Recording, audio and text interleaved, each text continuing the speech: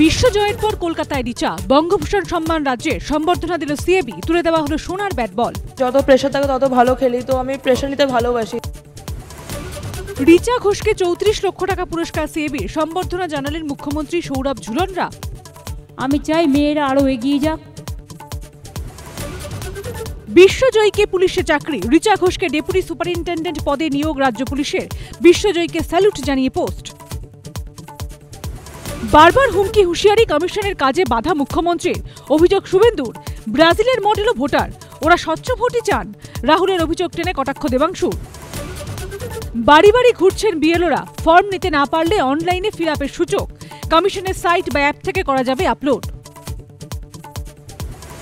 দিকে দিকে বিতর্কে বিএলওরা, পার্টি অফিস স্কুলে ফর্ম বিলির অভিযোগ, 8 বিএলওকে শোকজ কমিশনের, তালিকায় কোচবিহার, উত্তর 24 পরগনার বুথ লেভেল অফিসাররা। দত্তাবাদী স্বর্ণ ব্যবসায়ী খুনে গ্রেপ্তার 2, ধৃত বিডিওর কলকাতার গাড়ির চালক, উত্তরবঙ্গে গ্রেপ্তার ঠিকাদার, দুজনেই অপহরণ খুনে সরাসরি যুক্ত দাবি পুলিশ সূত্রে।